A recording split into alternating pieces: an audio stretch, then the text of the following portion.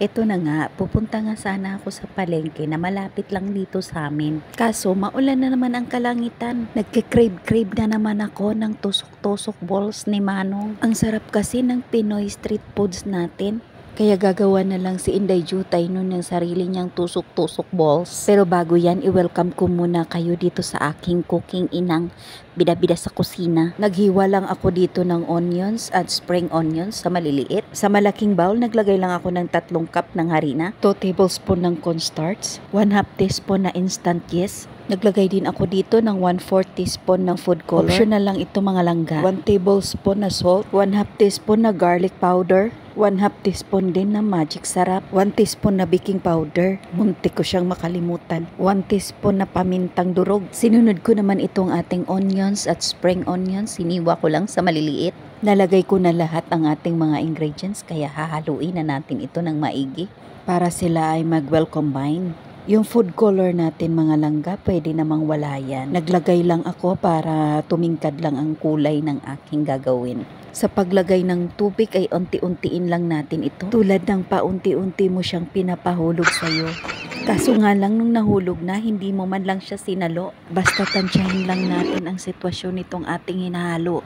Kailangan nating makuha yung tamang consistency nito. Kayang-kaya natin to mga langga. Magawa natin to ng tama. Nagdagdag pa ako dito ng konting tubig. Medyo malapot pa kasi siya. Hinalo ko lang ito ng hinalo. Pinaikot-ikot hanggang sa nakuha ko na siya ng tama. Pag ganito na siya kalapot, okay na yan. Takpan, wala akong cling wrap kaya plastic na lang ang ginamit kong pangtakip. I-rest muna natin ito ng 45 minutes. Pagkatapos ng 45 minutes, ito na siya. Tumubo at umalsa na ang ating mixture. O diba, tamang-tama lang yung paglagay natin ng tubig. Ngayon naman, ihahanda na natin ang ating paglulutuan. Sinalang ko na ito at aantayin lang natin itong uminit.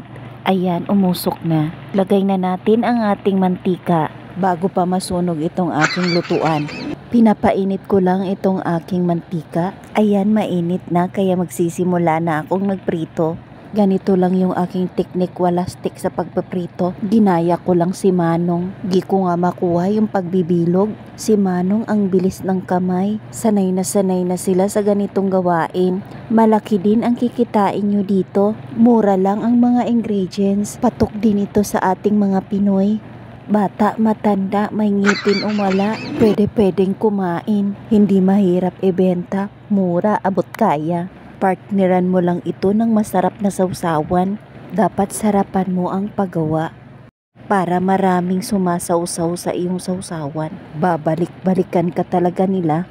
Masarap din ang kwek-kwek ni Manong. Sa susunod kong video gagawa rin ako ng kwek-kwek. Iba talaga pag sarili mong gawa. Bukod sa masarap na, hindi ka pa mabibitin. Lahat kayo makakain. Ayan, naluto ko na yung unang batch. Nakakatakam. Sa amoy pa lang ang sarap-sarap na niya. At ito na yung ating finished product. Gumawa na rin pala ako ng masarap kong sausawan. Ready to serve na po ito. Favorite ko sa lahat ang tikiman time. Kung gusto nyo rin kumain ng ganito, gumawa na rin kayo.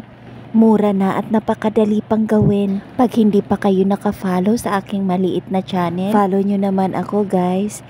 Maraming salamat po sa inyong lahat, lalong-lalo na sa aking mga followers. Tara guys, kain tayo habang mainit pa. Nakita nyo ba ang sarap? Umuusok pa siya. Medyo crunchy sa labas, malambot ang loob. Hanggang dito na lang. Salamat sa panonood. God bless!